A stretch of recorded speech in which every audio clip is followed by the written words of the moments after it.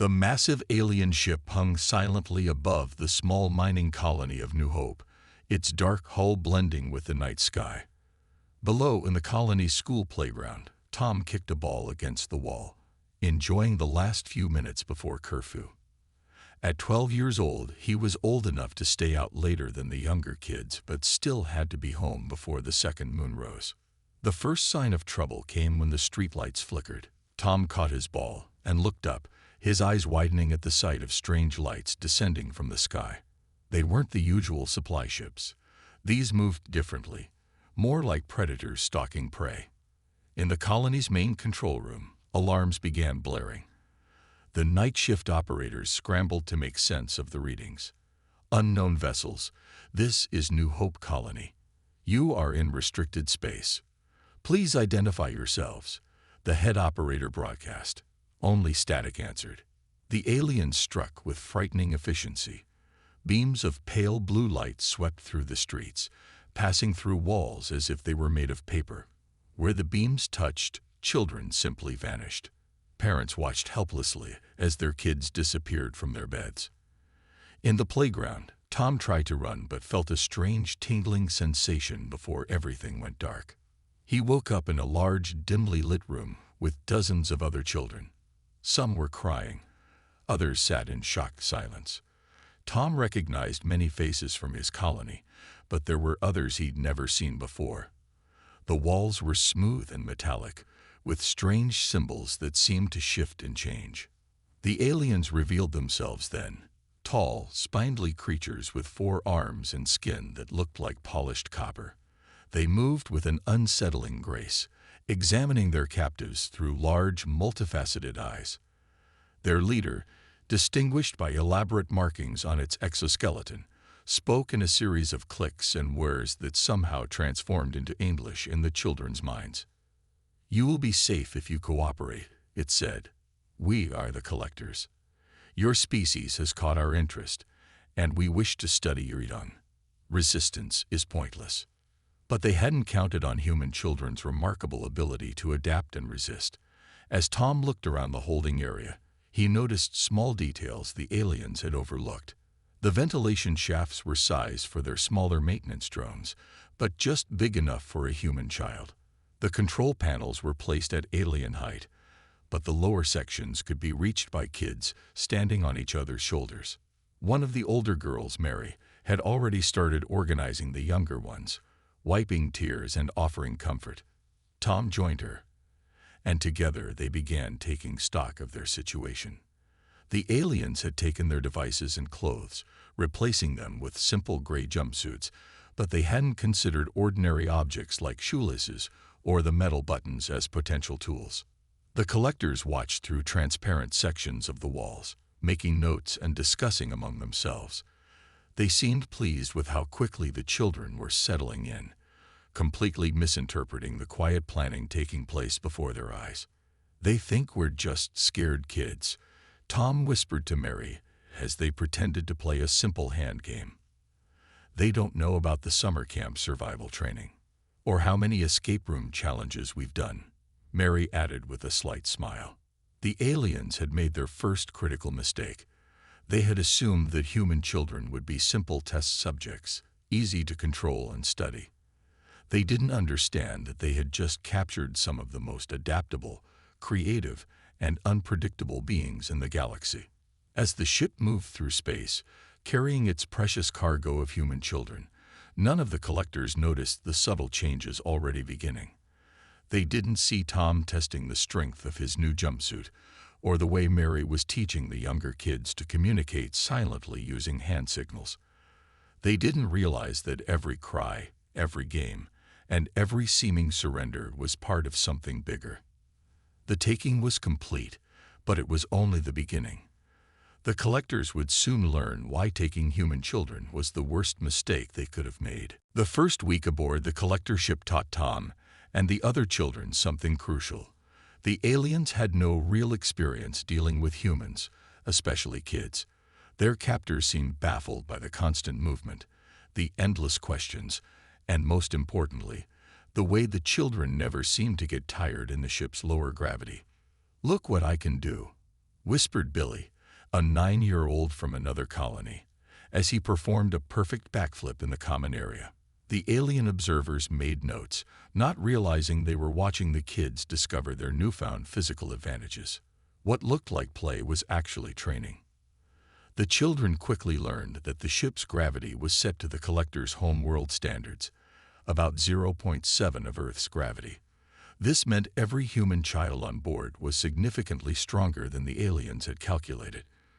Tom could jump nearly twice as high as normal, and even the smallest kids could lift objects the aliens considered too heavy for them. Mary had organized a system within 3 days. The younger children would act as distractions, asking endless questions and demanding attention from their captors. Meanwhile, the older ones mapped the ship's layout during their designated exercise periods. The aliens, thinking they were being generous by allowing physical activity, didn't realize they were giving their captives crucial intelligence about the ship's layout. "They think we're just playing tag," Tom said during one of these sessions, pretending to chase a younger kid while actually counting the steps between security checkpoints. "But we're learning everything about this place." The most valuable discovery came when Pete, a thin 6-year-old, got lost during a mealtime and found himself in a maintenance tunnel. The aliens had been careless. They'd designed their security systems to stop adult humans, never considering that a small child could slip through gaps meant for their repair drones. The children developed their own language too, disguised as a singing game. To the aliens, it sounded like nonsense rhymes, but each verse contained coded information about guard rotations, door mechanisms, and potential escape routes. They sang it constantly, driving their captors to distraction while passing vital intelligence. "Row and row the silver boat," they would sing, which meant the guard change happens at the artificial sunset. "Up and down the starlit stream," translated to the ventilation system runs through all 3 levels. The collector's biggest mistake was their scientific curiosity. They wanted to observe human children in their natural state, so they allowed them to interact freely. They didn't understand that human children in groups become incredibly efficient at organizing and sharing information. During their daily examinations, the children learned more about their captors. The aliens' exoskeletons, while tough, were sensitive to high-pitched sounds. Their multifaceted eyes couldn't process rapid movement well, making it hard for them to track multiple running children at once. Every weakness was noted and shared through their secret songs and games. Tom became their unofficial leader, working closely with Mary to coordinate their growing resistance. They turned simple items into tools. The metal food trays could be bent into makeshift mirrors to see around corners, and the threads from their jumpsuits, when twisted together, made surprisingly strong rope. "Remember," Tom told the others during their daily story time circle, another cover for planning sessions, "they think we're just trying to entertain ourselves. That's our advantage." The aliens watched all this with scientific satisfaction, recording how well their subjects were adapting to captivity. They didn't realize that every cry, every laugh, and every game was part of an elaborate communication network. They saw children playing hopscotch, but missed that the patterns drawn on the floor were maps. They heard children tapping rhythms on the walls, but didn't know it was code. As the second week of captivity began, the children had established a complete underground system of communication, mapped every accessible area of the ship, and identified multiple weaknesses in the alien security. All while their captors congratulated themselves on how well their subjects were adjusting. The adaptation was complete, but not in the way the collectors imagined. These weren't just scared kids anymore. They were becoming an organized force that would soon show the aliens exactly why taking human children had been their greatest mistake. The first real sign that something was wrong came when the ship's environmental controls started acting strangely. The collectors couldn't understand why the temperature in the children's quarters would suddenly drop, then rise, then drop again. Their maintenance drones found nothing wrong with the systems.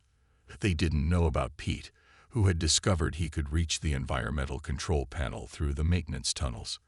The small boy had learned that the aliens' copper-like skin was highly sensitive to temperature changes.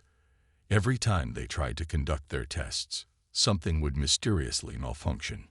"Oops, I spilled my drink again," said Lisa, an 8-year-old, as her water cup somehow managed to land directly on a sensor panel. It was the third accident that day. The aliens had begun to notice these incidents but couldn't prove they were intentional. After all, human children were naturally clumsy, weren't they? Tom had organized the children into what he called chaos teams. Each group had a specific job. The younger ones were experts at creating distractions, crying fits that would suddenly stop when one alien left and start again when another entered. The middle group specialized in accidental damage, spills, drops and bumps that always seemed to affect important equipment. The older children, led by Tom and Mary, handled the more sophisticated operations.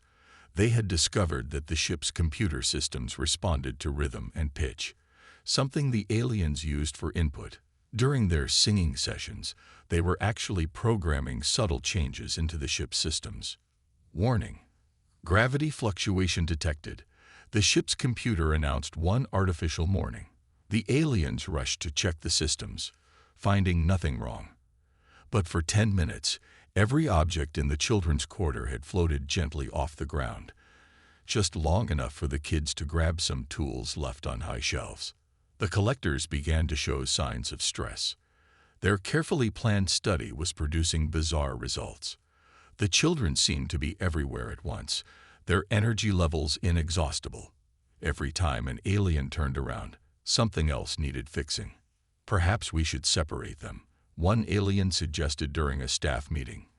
"Put them in individual quarters." "Impossible," another replied.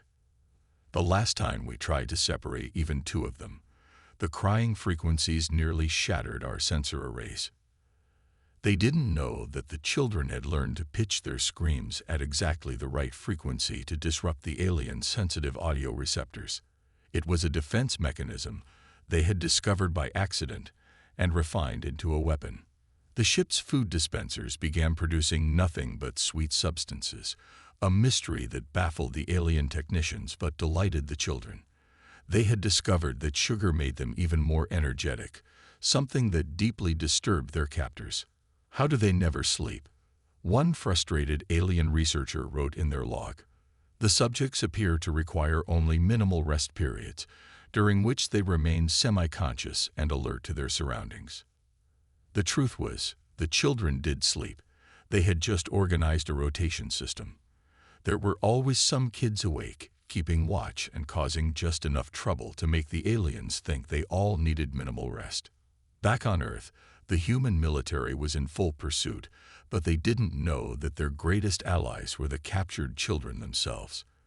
Every malfunction, every accident, every random problem left a trace in space that human ships could follow. The collectors began to receive concerned messages from other alien ships, reports of human parents attacking any vessel that came close to their colonies, stories of Earth's military mobilizing on a scale not seen before. But most worrying were the rumors about other collector ships experiencing similar technical difficulties with their captured human children. As Tom lay in his bunk that night, listening to the chaos his fellow captives were creating, he smiled. The aliens had thought taking children would be easier than taking adults. They hadn't realized that a human child's ability to create disorder was unmatched in the galaxy. The first signs of trouble were just the beginning. The real chaos was yet to come. The breaking point for the collectors came when their ship's navigation system suddenly started playing "The Wheels on the Bus" on endless repeat through every speaker. Not that the aliens knew the song. To them, it was just a maddening series of sounds that their computers couldn't override. Tom and his chaos teams had discovered something incredible. The ship's computer responded to musical patterns, and human children's songs were complex enough to create command loops that the aliens couldn't easily break. The more annoyed the collectors became, the more the children sang, creating a feedback loop of frustration and chaos. "The system is not malfunctioning," reported one confused alien technician. "It appears to be having fun." The children had effectively turned the entire ship into their playground. The ventilation system had become their secret highway, with Pete leading groups of smaller kids through the narrow tunnels to cause havoc in different sections. They would emerge in unexpected places, create problems, and disappear before the aliens could respond. Mary had perfected what she called the rolling blackout technique. Using their understanding of the ship's power systems, the children could cause sections of the vessel to lose power in a pattern that always left them with light, but kept their captors in darkness. The aliens, with their sensitive eyes, found this particularly distressing. "They've taken over the waste recycling unit," came an alarmed call one day. The children had figured out how to reprogram the cleaning robots, turning them into message carriers. The small machines now zoomed through the halls, bumping into aliens' legs and spreading chaos. The collectors tried to restore order by implementing stricter controls, but this only made things worse. When they limited the children's access to the common areas, mysterious problems began appearing in critical ship systems. When they reduced playtime, the accidents increased tenfold. The human offspring appear to operate with a hive mind, one frustrated researcher noted. They coordinate their actions without any visible communication, and their capacity for creative disruption exceeds our predictive models. What the aliens didn't understand was that children excel at nonverbal communication. A raised eyebrow, a subtle hand gesture, or a particular way of bouncing a ball all carried messages that coordinated their efforts. The collectors' surveillance systems, designed to detect advanced technology or adult conspiracy, were useless against the simple ingenuity of kids at play. The ship's food synthesis system began producing nothing but ice cream and cookies, a change that delighted the children but horrified the aliens, who couldn't figure out how their sophisticated technology had been reduced to making sweets. Tom had discovered that the system's base code was remarkably similar to a puzzle game he used to play. Warning: gravity fluctuations detected in Section 7 became a regular announcement, always coinciding with the children's exercise period. The aliens never caught on that the kids were using the reduced gravity to reach and tamper with systems that should have been well out of their reach. The final straw came when the ship's central computer began translating all announcements into what it called kid speak. Important technical alerts were now delivered in sing-song rhymes, making it impossible for the crew to maintain any sense of professional dignity. Emergency in Engine Room 3. Come quick as quick can be. If you don't hurry, oh what a shame. The power core's playing a silly game. The aliens were breaking. Their carefully planned scientific mission had descended into managing what felt like an endless sugar-fueled birthday party gone wrong. Their reports back to their homeworld became increasingly desperate, filled with terms like unprecedented chaos levels and systematic disruption via apparent randomness. What terrified them most was the realization that the children were just getting started. Each day brought new and more creative forms of disorder. The kids had turned their captivity into a game, and they were winning. As Tom watched another group of alien technicians hurry past, desperately trying to fix yet another mysterious malfunction, he knew they had the upper hand. The collectors had wanted to study human children. They were getting the education of a lifetime. The escalation was reaching its peak, and soon the aliens would learn the true meaning of chaos. Word spread quickly through the alien networks about the demon children aboard the collector ships. Other alien species began sharing their own observations about human offspring, creating a growing sense of dread among the collectors. The ship's chief researcher stared at the latest incident report with all four hands trembling. Somehow, the children had managed to reprogram the cleaning robots to sing Earth lullabies while they worked. The entire maintenance crew had requested transfers, claiming the endless choruses of "Rockabye Baby" were driving them insane. They never sleep. One crew member ranted during an emergency meeting. We thought they were finally resting, but they were just plotting in shifts. Do you know what they did to the artificial gravity in Section 4? They turned it into something they call a bounce house. Tom had indeed discovered that with the right timing, they could create gravity waves that turned entire sections of the ship into giant trampolines. The aliens watched in horror as children bounced off walls and ceilings, laughing the entire time. Reports from other collector ships were equally disturbing. One vessel reported that their human captives had somehow taught the ship's AI to play hide and seek. Another complained that their environmental systems would only work if the crew joined in. Simon says, "The specimens appear to possess unlimited energy," wrote one desperate alien scientist. "When we think they've reached their limit, they simply become more creative. They've turned our advanced technology into toys." Mary had organized what she called the Bedtime Story Brigade. Every time the aliens tried to conduct serious research, groups of children would approach them demanding stories. If the aliens refused, the kids would make up their own, usually featuring the collectors as bumbling characters who couldn't tie their own shoes. The ship's communication system had been compromised in ways the aliens couldn't understand. Sometimes it would only transmit messages in playground rhymes. Other times it would add "your mom" to the end of every official statement, a modification that particularly confused and disturbed the collectors. "We've lost control of Deck 7, an officer reported. "The children have declared it the No Aliens Allowed Club, and somehow locked us out of our own systems. They're in there having what they call a pillow fight with our expensive shock-absorbing cargo cushions." The aliens had begun to show signs of severe stress. Their copper-like skin had dulled, and their usually precise movements became twitchy and uncertain. The constant noise, the endless energy, the perpetual chaos. It was all too much for their ordered minds to handle. Even the ship's AI seemed to be siding with the children. It had started using emoticons in its status reports and would only respond to commands if they were phrased as "pretty please" with sugar on top. "We need to understand how they coordinate their actions," one researcher insisted.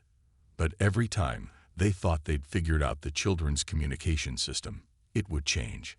Hand signals became elaborate dance moves, then shifted to coded knock-knock jokes, then evolved into something involving paper fortune tellers. The breaking point came when the children introduced something they called opposite day. For 24 hours, every command given by the aliens resulted in the exact opposite action. The ship's systems, seemingly infected by the same spirit of rebellion, joined in. "Direct hit to our dignity," the ship's captain noted in their log. "We are supposed to be the galaxy's premier collectors of specimens, but we've been reduced to playing duck, duck, goose to get the life support systems to work." As Tom watched another group of alien scientists hurry past, their exoskeletons clicking nervously, he knew they were close to victory. The children hadn't just adapted to captivity. They had turned it into their own endless playground, and their captors were the ones who felt trapped. Messages began arriving from the collector homeworld, demanding explanations for the rapidly deteriorating situation. But the ship's crews were too busy trying to deal with their latest crisis, something the children called "the floor is lava." The breaking point wasn't just near, it had arrived, and it was wearing light-up sneakers and demanding snacks. The day of reckoning began with a simple announcement that made every alien on board freeze in terror. Multiple human vessels detected on approach vector. The collectors had been so busy dealing with their young captives that they'd failed to notice they were being hunted. The children's constant accidents had left a trail of electronic breadcrumbs across space, leading Earth's military right to them. "Attention collector vessel," boomed a voice that made the alien crew's exoskeletons rattle. "This is Admiral White of the Earth Defense Fleet. You have our children. We're here to take them back." Inside the ship, Tom and the other children heard the message and launched their final phase of chaos. Every skill they'd learned, every system they'd compromised, every trick they'd discovered, they used them all at once. The ship's lights began flashing in rainbow patterns. The gravity switched off in the alien quarters but doubled in their command center. Every speaker blasted a different song, creating a cacophony that left the collectors clutching their sensitive audio receptors. "The children," screamed one alien officer. "They've taken control of everything." They weren't wrong. Mary had organized the younger kids into what she called the ultimate distraction squad. They ran through the halls, playing tag, their laughter echoing through the ship's communication system. The aliens couldn't tell which children were real and which were just sounds anymore. Pete led his team through the ventilation system one last time, systematically disabling security measures and defense systems. The ship's weapons powered down, one by one, accompanied by the sound of children making pew-pew laser noises over the intercom. "We can't fight back," the ship's captain realized in horror. They've turned everything into playground equipment. The collectors had finally understood their fatal mistake. They had thought capturing children would be easier than taking adults. Instead, they'd brought aboard the most chaotic, adaptable, and creative force in the known universe, and given them weeks to learn their systems. Outside, the human fleet surrounded the ship, but they didn't need to fire a single shot. The children had already won the battle from within. "We surrender," the alien captain broadcasted, their voice cracking. "Please, just make them stop." Tom gathered all the children in the main hall for their final performance. As the airlock doors opened and Earth's Marines stormed in, they were greeted by the sight of every child on board performing a choreographed dance to "If You're Happy and You Know It." The Marines, heavily armed and ready for a fight, stopped in confusion. The aliens were huddled in corners, rocking back and forth, while the children ran the entire ship from makeshift control panels made of modified toys. "Welcome aboard," Tom announced cheerfully. "We've been expecting you. Would you like to see what we did to the engine room? We turned it into a water park." The rescue teams found similar scenes throughout the collector fleet. Every ship had been transformed by its young captives. One vessel's crew had locked themselves in a storage closet, leaving a sign that read "No more games, please" on the door. Admiral White couldn't help but laugh when he received the full report. The children hadn't just survived. They had systematically driven their captors to the brink of madness, using nothing but creativity, endless energy, and the pure chaos that only kids can generate. As the children were led to the rescue ships, many of them waved goodbye to their former captors. "Thanks for all the fun," they called out, causing several aliens to whimper. The collectors' reputation as fearsome specimen gatherers was shattered. They had been defeated not by weapons or technology, but by the unstoppable force of human children at play. Next time, Tom suggested to a trembling alien as he left, "Maybe just send us an invitation to visit." The reckoning was complete. The galaxy had learned an important lesson. Never, ever underestimate the power of human children. 1 year after the Great Rescue, the Intergalactic Council held an emergency session to discuss what had become known as the Children's Incident. Representatives from hundreds of alien species gathered to establish new laws, while the collectors sat in the back, still visibly traumatized. "Let the record show," announced the council leader, "that human children are now classified as a Category 1 protected species. Any attempts at capture or study must be approved by Earth's government and the children's parents, and probably their babysitters too." The collectors' ships had required months of reprogramming to remove all traces of children's songs from their systems. Some vessels still occasionally played the wheels on the bus during critical operations, causing entire crews to break out in cold sweats. Back on Earth, Tom had become something of a legend among the younger generation.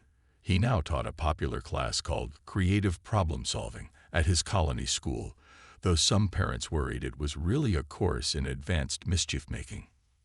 "Remember," he told his students, "the aliens had the most advanced technology in the galaxy, but we had something better, imagination, and the ability to turn anything into a game." Mary had written a book titled How We Turned an Alien Spaceship into a Playground, which became required reading at military academies. Officers studied how a group of children had managed to disable advanced alien technology using nothing but games and creative thinking. Pete, the master of ventilation system navigation, started a consulting business helping design child-proof security systems. His first rule was always the same: if a kid can fit through it, they will find a way to use it. The collector's ship that had held Tom and his friends was now a museum piece, preserved exactly as the children had left it. Visitors could see the crayon-modified control panels, the reprogrammed cleaning robots that still sang lullabies, and the infamous bounce chamber that had once been the ship's prestigious research lab. Alien species added new warnings to their first contact protocols. 1. Do not attempt to capture human children. 2. Do not attempt to outsmart human children. 3.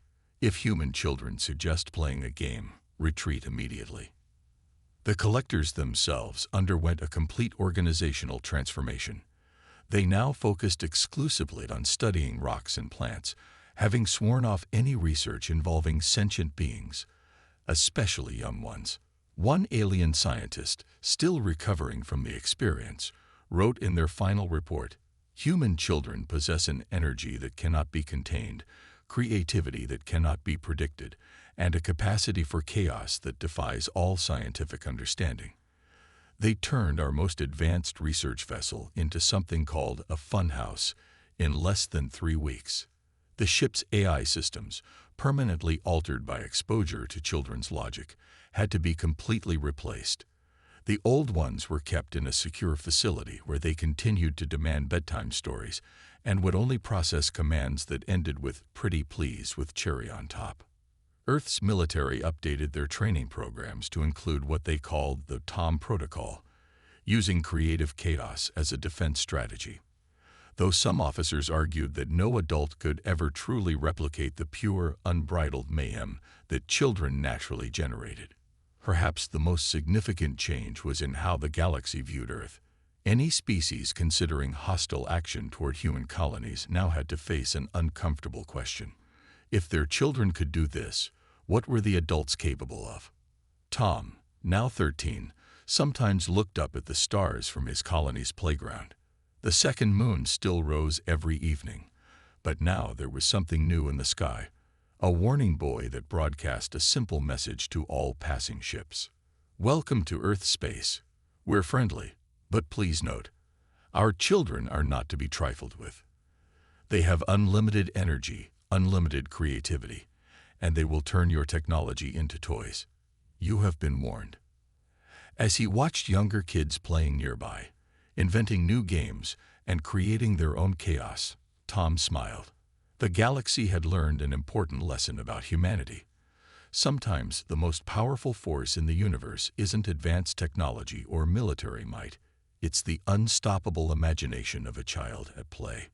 The aftermath had changed the galaxy forever, and somewhere out there, a group of aliens was still trying to get Baby Shark out of their ship's computer system.